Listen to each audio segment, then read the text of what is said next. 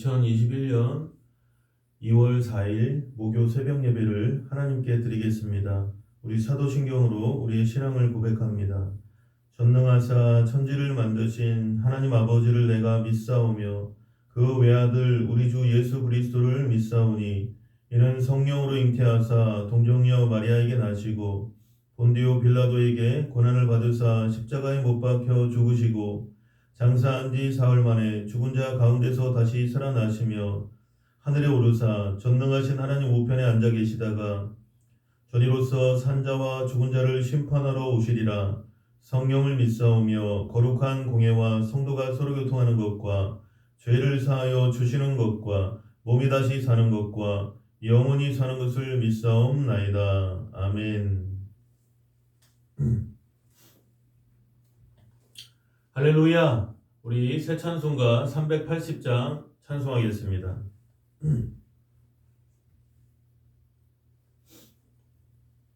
나의 생명 되신 주님 앞에 나아갑니다. 주의 흘린 보혈로 정케 하사 받아주소서. 날마다 주를 찬송하겠네. 주의 사랑 줄로서 나를 굳게 잡아 매소서. 괴로운 세상 지낼 때 나를 인도하여 주소서. 주를 믿고 나가면 나의 길을 잃지 않겠네. 날마다 주를 찬송하겠네. 주의 사랑 줄로서 나를 굳게 잡아 매소서. 세상 살아갈 때에 주를 더욱 사랑합니다. 밝고 빛난 천국에 나의 영혼 들어가겠네. 날마다 주를 찬송하겠네. 주의 사랑 줄로서 나를 굳게 잡아 매소서.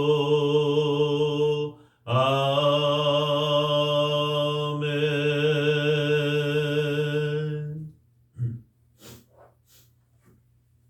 오늘 은혜 받으실 하나님의 말씀은 출애굽기 7장 14절에서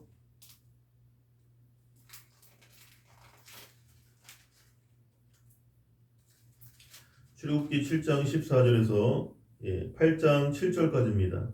출애굽기 7장 14절에서 8장 7절까지 말씀 구약성경 91페이지, 92페이지에 있습니다. 출애굽기 7장 14절부터 합독하겠습니다. 여호와께서 모세에게 이르시되 바로의 마음이 완강하여 백성 보내기를 거절하는도다. 아침에 너는 바로에게로 가라. 보라, 그가 물 있는 곳으로 나오리니 너는 나일강가에서 그를 맞으며 그 뱀 되었던 지팡이를 손에 잡고 그에게 이르기를 히브리 사람의 하나님 여호와께서 나를 왕에게 보내어 이르시되 내 백성을 보내라. 그러면 그들이 광야에서 나를 섬길 것이니라 하였으나 이제까지 네가 듣지 아니하도다. 여호와가 이같이 이르노니 네가 이로 말미암아 나를 여호와인 줄 알리라. 볼지어다 내가 내 손에 지팡이로 나일강을 치면 그것이 피로 변하고 나일강의 고기가 죽고 그 물에서는 악취가 나리니 애굽 사람들이 그 강 물 마시기를 싫어하리라 하라. 여호와께서 또 모세에게 이르시되 아론에게 명령하기를 네 지팡이를 잡고 네 팔을 애굽의 물들과 강들과 운하와 못과 모든 호수 위에 내밀라 하라. 그것들이 피가 되리니 애굽 온 땅과 나무 그릇과 돌 그릇 안에 모두 피가 있으리라. 모세와 아론이 여호와께서 명령하신 대로 행하여 바로와 그의 신하의 목전에서 지팡이를 들어 나일강을 치니 그 물이 다 피로 변하고 나일강의 고기가 죽고 그 물에서는 악취가 나니 애굽 사람들이 나일강 물을 마시지 못하며 애굽 온 땅에는 피가 있으나 애굽 요술사들도 자기들의 요술로 그와 같이 행함으로 바로의 마음이 완악하여 그들의 말을 듣지 아니하니 여호와의 말씀과 같더라. 바로가 돌이켜 궁으로 들어가고 그 일에 관심을 가지지도 아니하였고 애굽 사람들은 나일강 물을 마실 수 없으므로 나일강가를 두루 파서 마실 물을 구하였더라. 여호와께서 나일강을 치신 후 이레가 지나니라. 8장 1절부터요. 여호와께서 모세에게 이르시되 너는 바로에게 가서 그에게 이르기를 여호와의 말씀에 내 백성을 보내라. 그들이 나를 섬길 것이니라. 네가 만일 보내기를 거절하면 내가 개구리로 너의 온 땅을 치리라. 개구리가 나일강에서 무수히 생기고 올라와서 네 공과 네 침실과 네 침상 위와 네 신하의 집과 네 백성과 네 화덕과 네 떡반죽 그릇에 들어갈 것이며 개구리가 너와 네 백성과 네 모든 신하에게 기어 오리리라 하셨다 하라. 여호와께서 모세에게 이르시되 아론에게 명령하기를 네 지팡이를 잡고 네 팔을 강들과 운하들과 못 위에 펴서 개구리들이 애굽 땅에 올라오게 하라 할지니라. 아론이 애굽 물들 위에 그의 손을 내밀매 개구리가 올라와서 애굽 땅에 덮이니 요술사들도 자기 요술대로 그와 같이 행하여 개구리가 애굽 땅에 올라오게 하였더라. 사랑의 하나님 감사합니다. 오늘 이 하루를 또한 주어주심을 감사드리고 계속해서 또 출애굽기 말씀을 나누게 해주심을 감사드리고 우리의 삶의 애굽에서 우리 각자의 삶의 애굽에서 정말 출애굽할 수 있도록 하나님께서 우리를 인도하여 주시옵소서. 날마다 벌어지는 영적인 전쟁 가운데 아버지 믿음으로 승리할 수 있도록 성령께서 역사해 주시옵소서. 우리의 삶 가운데 어떠한 마귀의 일도 멸하여 주시옵소서. 마귀를 대적하라 그리하면 너희를 피하리라 말씀하셨사오니 아버지 양으로 생명을 얻되 더 풍성히 얻게 하시려고 이 땅에 오신 예수 그리스도의 은혜가 풍성하게 하여 주시옵소서. 예수님의 이름으로 기도드립니다. 아멘. 할렐루야. 우리 유튜브를 보시면서도 한번 따라 하시겠습니다. 하나님이 우리를 사랑하십니다. 하나님이 우리를 사랑하십니다. 한 번 더 인사하겠습니다. 성도님에게 오늘도 좋은 일이 일어납니다. 오늘도 좋은 일이 일어나실 줄로 믿습니다.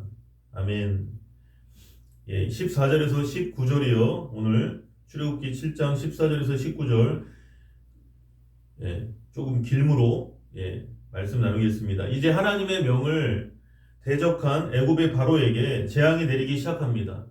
본문은 그 중에 첫 번째 재앙으로 애굽의 그 심장부 역할을 하고 있는 나일 강물이 피로 변한 내용이 나옵니다. 하나님께서 피 재앙을 출발점으로 해서 10가지 재앙을 애굽에 내리셨는데 이것은 애굽의 우상 종교에 대한 심판의 의미를 담고 있습니다.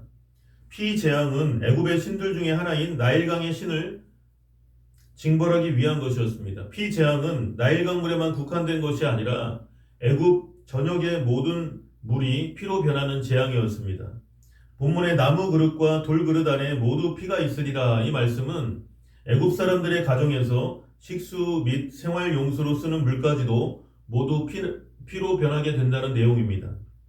그러한 뜻입니다. 피는 생명을 상징하는 것입니다. 그래서 성경은 모든 생물은 그 피가 생명과 일체라. 그러므로 내가 이스라엘 자손에게 이르기를 너희는 어느 육체의 피든지 먹지 말라 하였나니 모든 육체의 생명은 그것의 피인즉 그 피를 먹는 모든 자는 끊어지리라. 레위기 17장 14절에 말씀하고 있습니다. 애굽의 온 하수와 강물과 모든 우물물이 피로 변하면 그것을 마실 수 없을 뿐만 아니라 마시더라도 그 생물은 반드시 죽게 된다는 것입니다. 그러므로 피 재앙은 애굽의 온 백성을 죽음으로 몰아갈 것이라는 하나님의 그 예시로 볼 수 있다는 것입니다.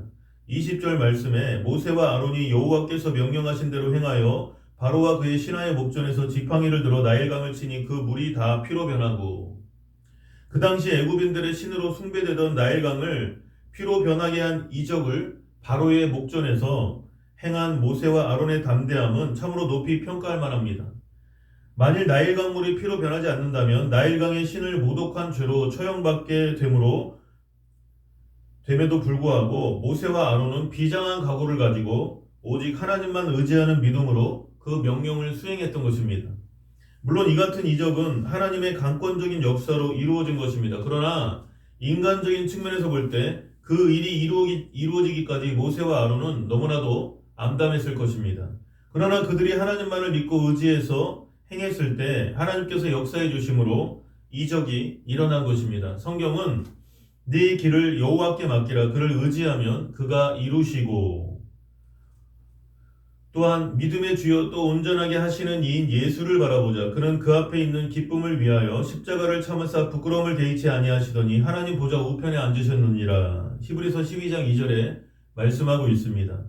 그러므로 우리가 사람이나 환경을 두려워하지 않고 예수님만을 바라보며 나아갈 때 모세와 아론처럼 하나님의 큰 능력을 체험할 수 있는 것입니다. 21절로 22절에요. 나일강에 고기가 죽고 그 물에서는 악취가 나니 애굽 사람들이 나일강물을 마시지 못하며 애굽 온 땅에는 피가 있으나 애굽 요술사들도 자기들의 요술로 그와 같이 행함으로 바로의 마음이 완악하여 그들의 말을 듣지 아니하니 여호와의 말씀과 같더라. 당시의 나일강은 애굽의 복과 번영의 상징이었습니다. 하나님께서 나일강물을 피로 변하게 하신 것은 나일강을 더 이상 복의 상징이 아닌 저주와 죽음의 상징인 것을 보여주신 것입니다. 신성시되던 나일강에 고기가 죽고 그 물에서 악취가 났으며 샘과 하수들과 운하와 못과 모든 호수들도 썩은 웅덩이가 되었습니다. 그런데 애굽의 술객들도 자기 술법으로 이러한 일을 행했습니다. 이것은 한낱 약삭빠른 눈속임에 불과한 것입니다.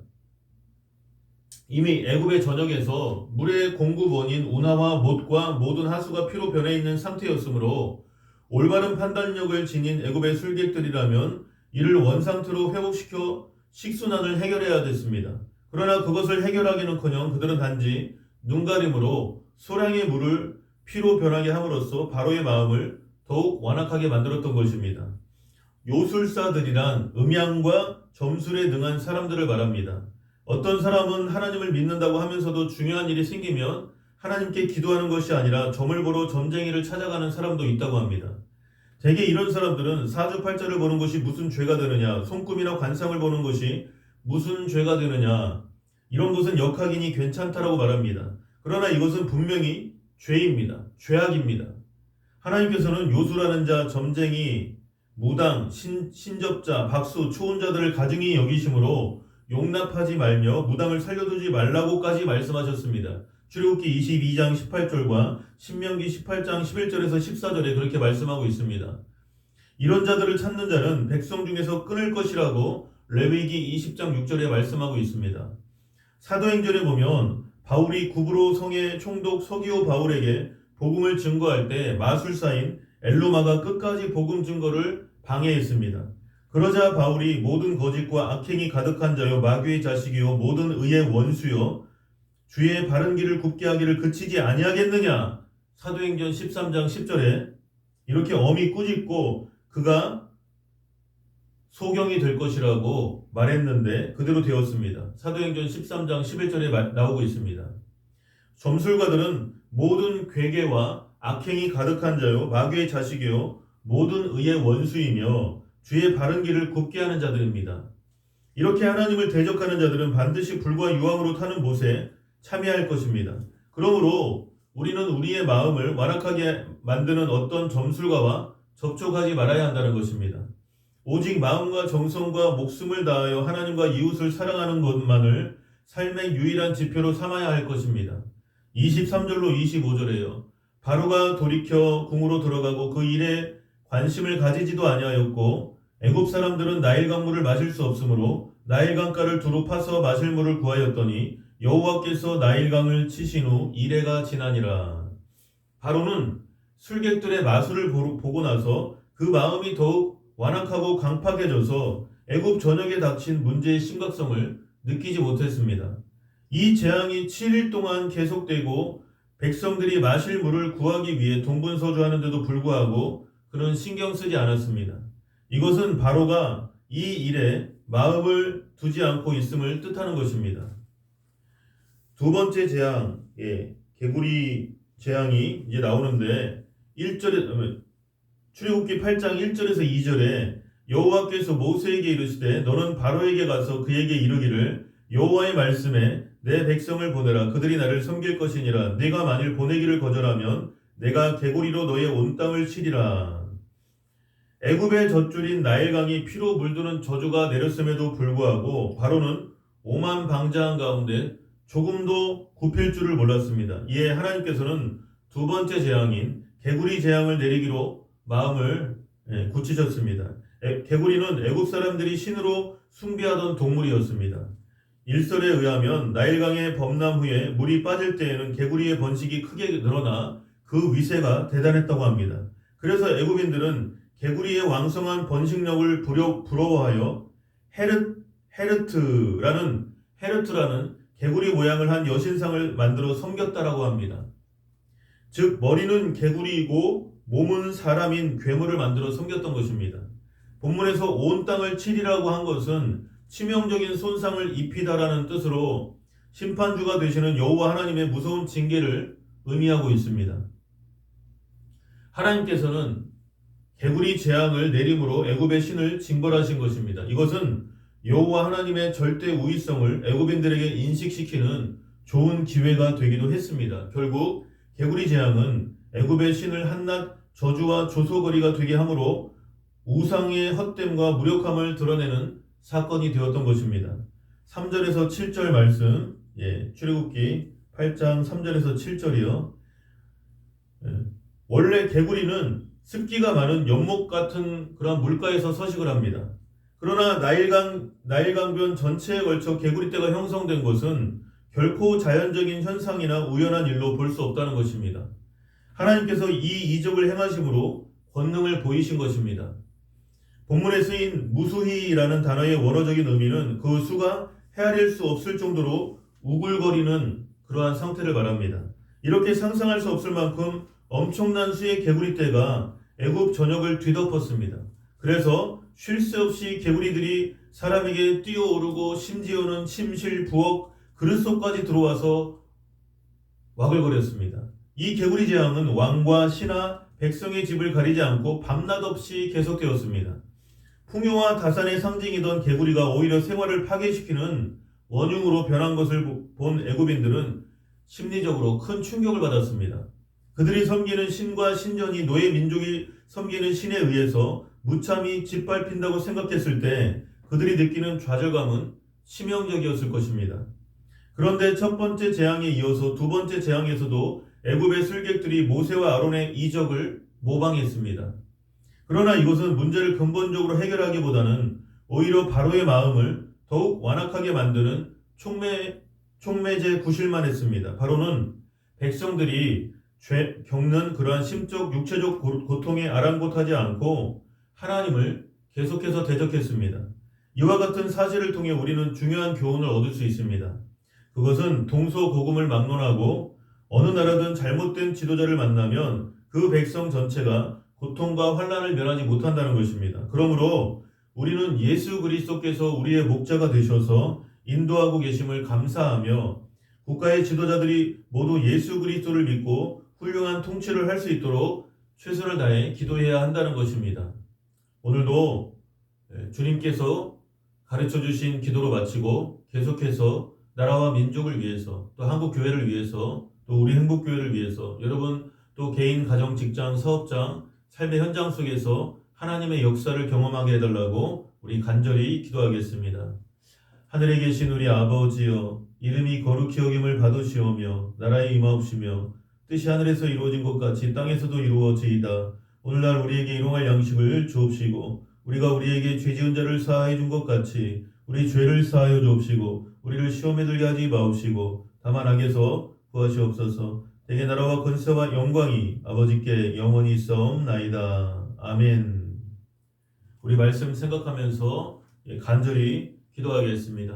주여, 할렐루야. 사랑이 많으신 하나님 고맙고 감사합니다. 아버지 하나님 감사합니다. 하나님 주의 성령으로 충만하게 해주시고 오늘도 이 나라와 민족을 하나님 불쌍히 여겨주시고 대한민국이 잘되게 하여 주시옵소서. 하나님의 은혜 가운데 아버지 대한민국이 회복되고 한국교회가 회복되고 아버지 놀라운 하나님의 역사가 아버지 우리 대한민국을 통해 한국교회를 통해서 또 우리 행복교회가 아버지 그 한국교회 가운데 쓰임받는 교회가 되게 해주시고 아버지 금그릇 은그릇이 아니라 정결한 그릇 되기를 원합니다. 깨끗한 그릇 되기를 원합니다. 아버지 하나님 쓰시기에 합당한 아버지 그러한 그릇으로 준비될 수 있도록 우리 행복교회를 변화시켜 주시고 아버지 우리 한 사람 한 사람이 하나님 앞에 간절히 기도할 때 아버지 우리의 삶에 놀라운 하나님의 은혜와 그 기적과 하나님의 역사를 체험하고 경험하고 아버지 간증하는 인생들이 되어줄 수 있도록 아버지 우리 모든 한 사람 한 사람을 변화시켜 주시옵소서. 아버지 우리의 삶에 애굽에서 출애굽할 수 있도록 하여 주시고 아버지 하나님께서 우리와 함께하여 주시는 그 은혜를 감사드립니다. 성령님을 인정하고 환영하고 모셔드리고자 합니다.